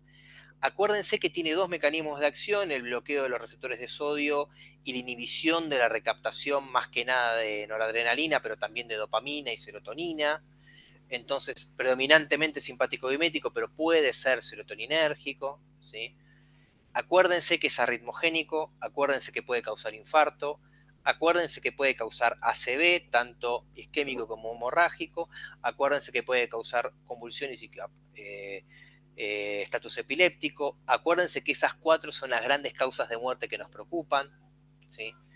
Y acuérdense las contraindicaciones de medicación en cuadros agudos, ¿sí? Después, de Body Packer, acuérdense que en el asintomático se hace irrigación intestinal. Body Packer saben que es todos, ¿no? Sí, profe. Bueno, Sí. acuérdense la irrigación intestinal total como medida de rescate en pacientes asintomáticos. Esto quiere decir orina negativa sin ningún síntoma simpático bimético. ¿Para qué? Para eliminar el paquete, porque tiene riesgo de ruptura si uno lo espera. Acuérdense que si tiene orina positiva y el paciente no consume, y además tiene algún cuadro clínico, dolor abdominal, diarrea, un síndrome simpático bimético, el paciente va a quirófano, ¿sí? Porque si el paciente se termina de romper, sí, digo, si el paquete se termina de romper, el que se rompe es el paciente, ¿sí? Son simpaticobiméticos graves, lo de los body packer, porque son dosis mucho más grandes que las que puede consumir una persona en su vida diaria. Entonces son simpaticobiméticos graves, con mucho mayor riesgo de todas las complicaciones que dije antes.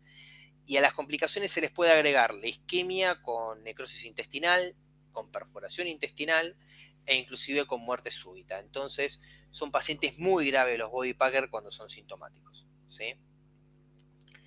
Y en MDMA, acuérdense que es más serotoninérgico que simpático bimético por su mecanismo de acción. Acuérdense que puede causar CIHAD, ¿sí? Y que fuera del CIHAD las causas de muerte son similares que en cocaína. También es ACV, en este caso más hemorrágico que isquémico en MDMA, por una cuestión estadística, no porque se sepa que tenga alguna causa. También nivel de convulsiones, también arritmias, también infarto, ¿sí? Y a nivel de tratamiento, la sedación con benzodiazepinas. Si es un serotoninérgico lo que hace el MDMA y hace un síndrome serotoninérgico, ¿qué se le puede dar como antídoto? Cipreptadina. Benzodiazepina. Ciproptadina en el grave, la benzo es la primera medicación, así que las dos están bien. Más importante la ciproptadina como antídoto en moderados o graves, que de todas maneras se agregan a benzos. Bueno, ¿alguna duda con esto? Profesor, de las drogas de abuso, entonces, son la cocaína, anfetamina, y entra también LSD y marihuana. LSD y marihuana les llegaron a dar, y sí, si no me equivoco, entra esto, déjame verificar, pero estoy seguro que sí. ¿Qué dudas tienen con LSD, marihuana? En realidad no tuvimos Claro, no alucinaciones. tuvimos, no llegamos a Déjame que verifique porque estoy seguro que entra para el parcial que viene. Déjame verificar. Según el cronograma, sí. Estoy seguro que sí. Por eso no. Creo que lo único que entraba era esto de metanol y pesados. Con opioides. Claro, no, opioides es la que viene. Pero. No, sí, cocaína, anfetaminas, alcohol etílico, alcoholismo agudo y crónico. Depresoras y opioides y alucinógenos es la clase post al examen. O sea, eso entra después. O sea, eso no se dio, eso no Ah, entra. dale, perfecto. Entonces enfocar en anfetamina y cocaína. Claro, anfetamina, Ah, cocaína dale. y ahora entra alcoholismo agudo y crónico, que es la mitad de drogas de abuso en realidad. Perfecto, profe. Entonces, Que igual cocaína y anfetaminas tenemos como tela para cortar. LSD y cannabinoides no va. Claro, LSD y cannabinoides no. Cannabinoides no les dieron, imagino. Porque generalmente se da con estimulantes. No llegamos a verlo. No tuve. No, discúlpenme, voy a verificar otra, pero estoy seguro que no, que entra con la que entra con. Estaba en el Power lo de marihuana, pero no lo dieron, o sea, lo pasaron directo a Sí, etanol. porque justamente, si no me equivoco, entra con depresoras. La clase que viene, post el examen, es depresoras, alucinógenas y cannabinoides. Sí, acá no entra esto. ¿Sí?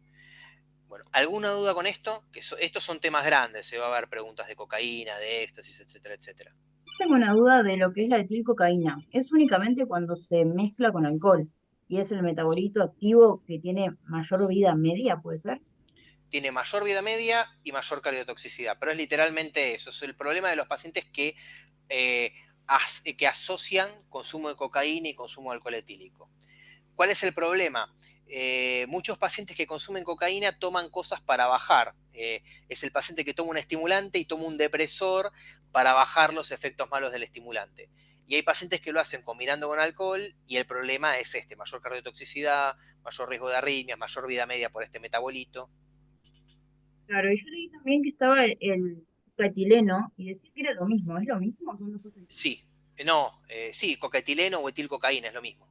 Ah, genial, gracias. Bien, bárbaro. Bueno, después, en gases. Monóxido me pareció por lo que las cosas que les pregunté que lo tienen bastante claro. Acuérdense, indicaciones y contraindicaciones de oxígeno hiperbárico, cuál es la diferencia con oxígeno normobárico, cuál es la fisiopatología. El cuadro clínico, acuérdense que es variable y a grandes rasgos lo que es fuentes. Y con cianuro, lo mismo. Fuentes, la fisiopatología, que es la hipoxistotóxica, que bastante hablamos hoy de hipoxistotóxica. Y acuérdense que los tipos de tratamiento van a estar relacionados con las vías metabólicas que puede tener el cianuro. Entonces, si lo estudian juntos, es mucho más fácil para estudiarlo. Bien. Profesor, y de la embarazada, ¿sabe que tenemos que enfocar en esto? Porque las preguntas más fueron sobre teratogénicos. Sobre, vos decís en la clase de gases. ¿O en qué caso estamos hablando? Perdón. Es que tiene una que es de la toxicología en la embarazada. ¿Vos decís por monóxido? Sí, también tiene ahí algunos fármacos y otras sustancias. Tenía la pregunta, tenía un cuestionario también. Puede entrar alguna pregunta de teratogénicos. Generalmente en gases lo grande es esto, ¿sí? Y lo grande en monóxido, bien, es la indicación de cámara hiperbárica en todas las embarazadas, bien, justamente por el riesgo fetal que tiene. Pero generalmente son más importantes otros temas que teratogénicos en este momento. ¿Sí? Perfecto, muchas gracias. Bueno, ¿alguna duda con gases?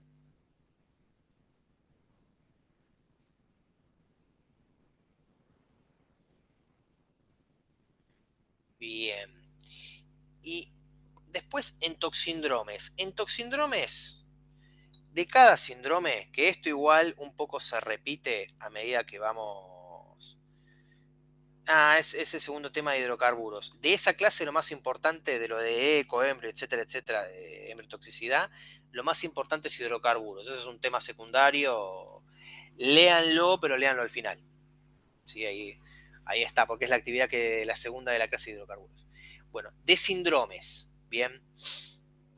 Primero, lo principal de síndromes es poderlos identificar y diferenciarlos. Fíjense que son 3 grupitos, bien. Los síndromes en más, los síndromes en menos, y los síndromes que tienen algunos síntomas en más, pero que lo que predomina es lo neurológico, bien. Si se acuerdan las diferencias de los síndromes, no se los van a confundir. Bien. Y si no se los confunden, van a poder acordarse las causas y van a poder acordarse qué casos tienen diagnóstico específico y qué tratamientos sintomáticos se hacen, ¿sí? Porque esta es la importancia de toxíndrome. Yo con un toxíndrome entro un paciente con un consumo de cocaína, pero tiene un síndrome narcótico por opioides, lo trato con naloxona y el paciente mejora. No importa que hubiera consumido cocaína, estaba contaminada por un opioide. Entra un paciente con un serotoninérgico que yo no sé la fuente, le pongo ciprofloxacina, le pongo benzo, le pongo medios físicos, lo expando, le saco el laboratorio, después veremos qué es lo que tomó. Pero el serotoninérgico se puede tratar sin importar la causa. Pero para poder tratar yo el serotoninérgico, no me tengo que comer un anticolinérgico o un simpático bimético o un neuroléptico maligno. ¿Bien? Y esta clase yo les diría que es una de las más importantes, porque primero porque van a usarla porque tienen cocaína, tienen MDMA, tienen alcohol alcohol agudo y crónico en esta clase, entonces todos estos síndromes los usan, y por otro lado porque lo van a seguir usando en el segundo parcial. Así que este es un tema para saberlo entero, así como yo les digo. Y ¿Alguna duda con síndromes que les resulte importante? Doc, en el tratamiento del simpático mimético depende también es de la clínica del paciente, no hay como un antídoto específico, porque antes se hablaba de los betabloqueantes, pero no, se utiliza es cuando hay hipertensión o cuando hay algo específico, pero no es... ¿Qué pasa con los betabloqueantes? En las causas toxicológicas, los betabloqueantes no suelen ser útiles, especialmente en cocaína y anfetaminas, que si vamos a simpático mimético, las causas toxicológicas grandes que tenés, ¿cuáles son? De simpático mimético. Anfetaminas, cocaína, bueno, Claro. salbutamol, Alcohol, cafeína, Ojo, alcohol, ¿cómo? etanol. ¿En qué caso simpático mimético etanol? no, El cuando hay crónico. abstinencia. En cuadro de abstinencia, cuidado, porque si decís etanol así solo, en realidad estás hablando de sedativo hipnótico. La abstinencia alcohólica, totalmente. Bueno, la mayoría de esos cuadros son cuadros que van a dar una activación indirecta del simpático, ¿sí? Si nosotros bloqueamos los receptores beta, con los beta bloqueantes, vamos a seguir teniendo actividad alfa. Entonces vamos a seguir teniendo hipertensión, vamos a seguir teniendo taquicardia, pero vamos a tener mayor vasoconstricción y hasta, en algunos casos, hasta puede terminar de infartarse el paciente. Esto es más para cocaína, más para anfetaminas, pero es válido para la mayoría de las causas de simpático mimético toxicológico. Entonces, en general no se usan los betabloqueantes. Sí, lo que se usan son sedantes como las benzodiazepinas. ¿Por qué? Son cuadros del sistema nervioso central estos. Bien. El simpático mimético toxicológico es un simpático mimético que algo hizo que el núcleo del fascículo solitario, que es el núcleo de salida del sistema nervioso simpático, se active y empiece a liberar noradrenalina para todos lados. Si nosotros inhibimos ese núcleo, vamos a inhibir el simpático mimético. ¿Con qué inhibimos ese núcleo? Lo inhibimos con benzo, lo inhibimos con los agonistas alfa-2 centrales, bien, con otros sedantes, etcétera, etcétera. ¿Se entiende?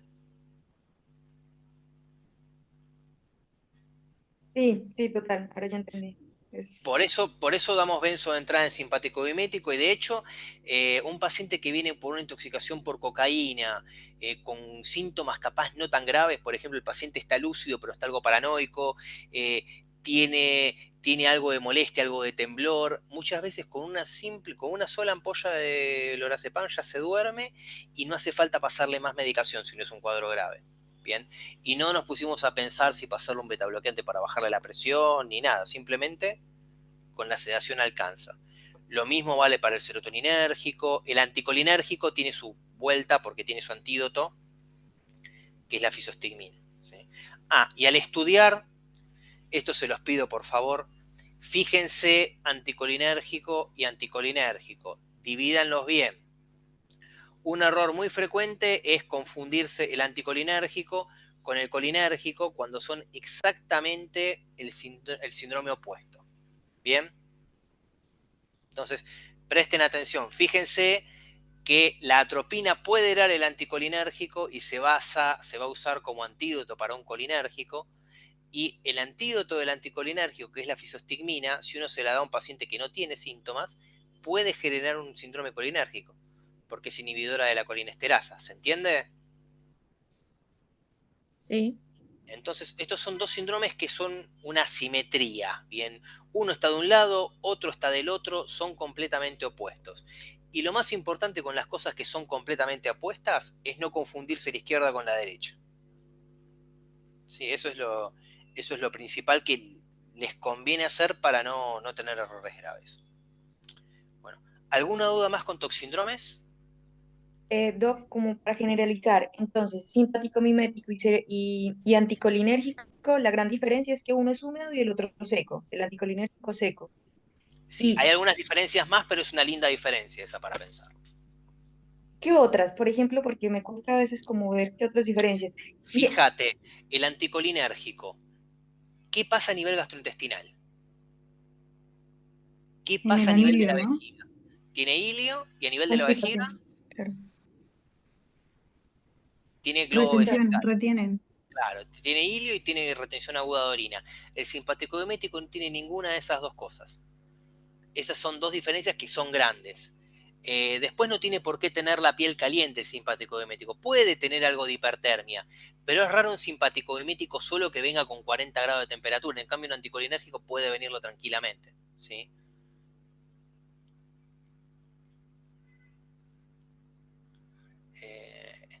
Y el serotoninérgico es más que todo muscular. Vamos a notar más que todo características musculares, Ojo, neurológicas, neuromusculares, clonus, el aumento, la rigidez por el aumento del tono, ¿sí? Acordate que tiene diarrea, que el simpático mimético no lo tiene, y el anticolinérgico tiene lo contrario, tiene ilio, ¿sí?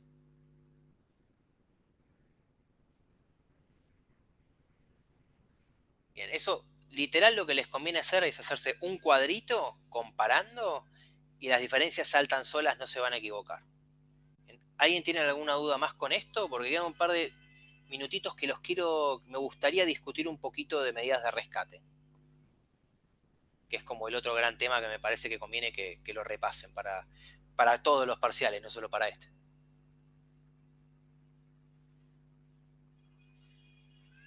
¿Estamos bien? Sí, sí. Vale. Medidas de rescate. Lo principal en todas las medidas de rescate importante son estas tres cosas. Fundamento. ¿Para qué lo damos? Bien, ¿cuál es nuestro objetivo? A grandes rasgos, el objetivo es o bajar la absorción de un tóxico y o aumentar su eliminación cuando ya se absorbió. Una vez que conocemos el fundamento, saber para qué lo indicamos, en qué casos es útil. Bien. Y una vez que sabemos eso, saber en qué casos es perjudicial si lo damos. Esos son lo que son las contraindicaciones. Porque es muy frecuente que les pregunte, bueno, contraindicaciones de carbón activado única dosis. Y la respuesta sea, por ejemplo, metales, ¿no? Y eso no es una contraindicación. En el metal no tenemos indicación porque no se absorbe al carbón activado. Pero no quiere decir que sea dañino. ¿Cuál les parece que puede ser una contraindicación del carbón activado? Cáusticos. Alcoholes. Alcoholes, ojo, el alcohol es más que nada por el riesgo de aspiración, tampoco se absorbe tan bien, pero más que nada por el riesgo de aspiración, ¿sí? Hidrocarburos. También, ¿sí? Eso es lo importante, de tener esos conceptos. Y después, estas son las medidas de rescate que son importantes. Lavado gástrico, carbón activado, que siempre que digan carbón activado, aclaren, única dosis o seriado. ¿Por qué? Porque el seriado tiene indicaciones específicas, el única dosis no necesariamente.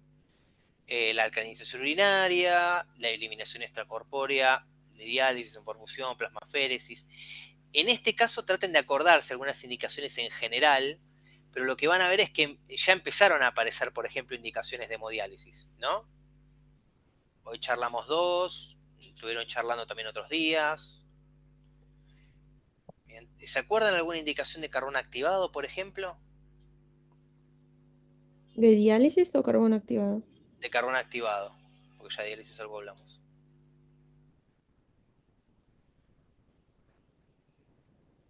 Benzodiazepinas, salicilatos, opiáceos. Opiáceos. Claro, ojo que benzos y opiáceos, si uno lo tiene que indicar posintubación. Y en aspirina, justo la aspirina tiene indicación de carbón activado seriado. Antidepresivo. Anfetamina también. Se podría dar, sí, no se suele dar, pero técnicamente se podría indicar única dosis de carbón activado. ¿Sí? Eso es realmente releerlo, estudiarlo, eso sé que tienen como como las cuestiones. Bueno, ahora acá ya dejé de compartir.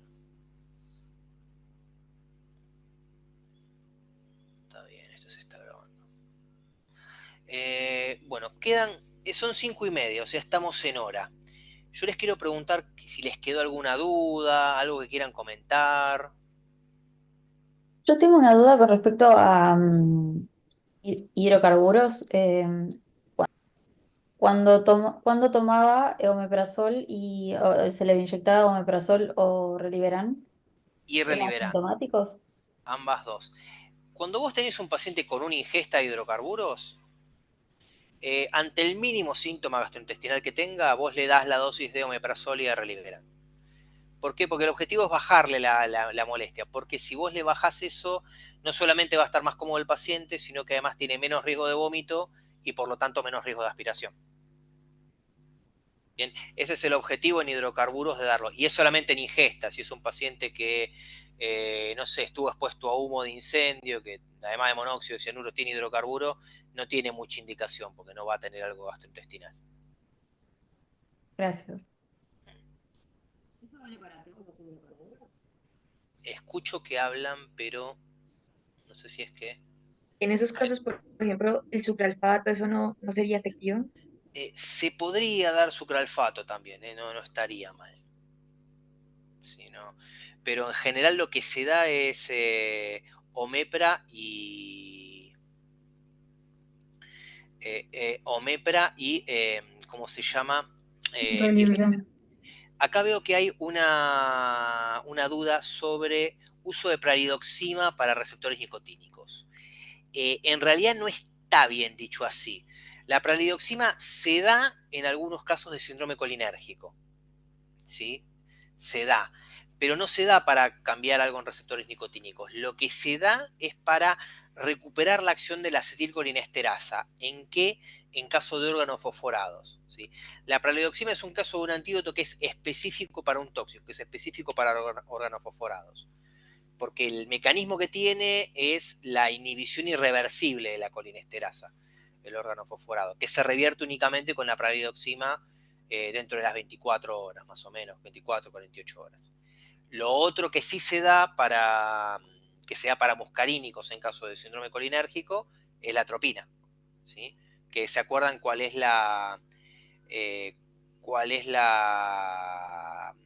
¿cómo se llama? El mecanismo de acción de la atropina. ¿No revierte los síntomas muscarínicos? Bien, porque es un antagonista del receptor, ¿sí? Así que sí, justamente revierte los síntomas muscarínicos, ¿sí? Perfecto. Bueno, bien, no hay más mensajes en el chat. ¿Me escucha? Sí, ahí se escucha. Bueno, hay un power en la primera clase de 165 de historia de la toxicología. ¿Eso va o no? Tema terciario. Ese es el tema para el que tiene ganas de sacarse un 10, probablemente en el Pero final. puede haber preguntas de eso, ¿no? En este parcial es un tema que no va a haber demasiada vuelta de eso, no se metan. A ver, si estudiaron toda la materia, si tienen todos los temas súper claros, si el monóxido de carbono es su mejor amigo, pónganse a leer historia de la toxicología. Si no, no, hay temas más grandes. Esta materia, que es una materia larga, es una materia que requiere que uno tome prioridades a la hora de estudiar. Y lo que yo siempre les digo es, agarren primero el tema más importante, estudien cuáles son los conceptos más grandes, los conceptos mínimos para poder decir yo sé algo de este tema, y de ahí vayan profundizando. Porque si no es inestudiable esta materia. Si yo me pusiera a estudiar de a uno cada hidrocarburo lineal, si tiene algún efecto específico, cada tipo de mezcla del petróleo, qué nivel de riesgo de aspiración tiene o qué nivel de posibilidad de arritmias tiene, no termino de estudiar nunca. Y termino no estudiando cosas como, por ejemplo, qué síndrome da el etanol agudo, ¿se entiende? Entonces, mi consejo es, céntrense un poco en los temas que hablamos acá en el repaso, céntrense en las cosas que se discutieron en el repaso, que aparecen mencionadas en las filminas, porque esa es la parte más importante de esa clase y de ese tema, ¿sí? Y si se centran en eso y tienen esos conceptos, entonces es muy probable que les vaya bien en el examen y que les sirva también cuando vean un paciente en el día de mañana, ¿sí? Después, si llegan a estudiar otras cosas, si llegan a profundizar más, la verdad los felicito, ojalá haya muchos que lleguen a leer todos esos temas, pero eso es algo más para el final y es algo para leer cuando ya tengo el nivel de lo otro. ¿Sí? Si no, no tiene sentido que te metas a leer historia de la toxicología. ¿Sí? Está bien, perfecto. Gracias. Bien. Bueno, ¿hay alguna duda más? Profe, son 2 horas, ¿no? Sí, sí, por eso ya estamos en tiempo cumplido. Yo estoy más que nada por si ustedes tienen No, alguna no, duda más. me refiero al examen. Eso no tengo el dato ahora. Tengo entendido que creo que va a ser 1 hora y media, 2 horas, pero eso se los tengo que confirmar ese día. No tengo bien cuánto tiempo va a ser. Ah, ok. La ¿Cuántos choice modalidad era van que a eran ser? 5. Por eso No, no tengo ese dato ahora. Todavía no vi el examen completo, así que no les puedo confirmar eso. no sé, ¿es todo choice o hay alguna a desarrollar? Es todo choice. Gracias, gracias. Ojo, eso no me confirmaron que no vayan a agregar una a desarrollar, pero hasta donde sé es todo choice.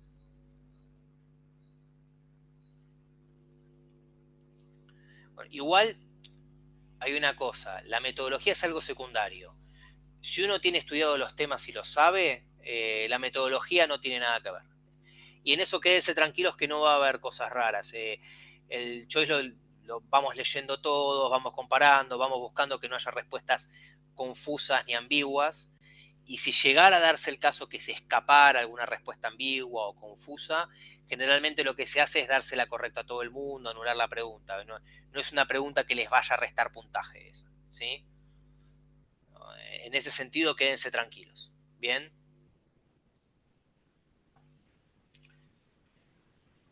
Bueno, ¿alguien tiene alguna duda más? Si no, terminamos con la clase de repaso. La verdad, gracias a todos los que estuvieron. Y bueno, los escucho. Gracias, Doc. Bueno, que tengan buenas tardes y bueno, suerte en el parcial. Gracias.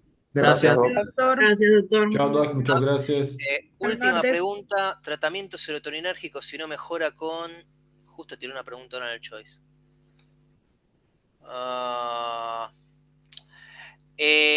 Para lo que es específicamente el tema de...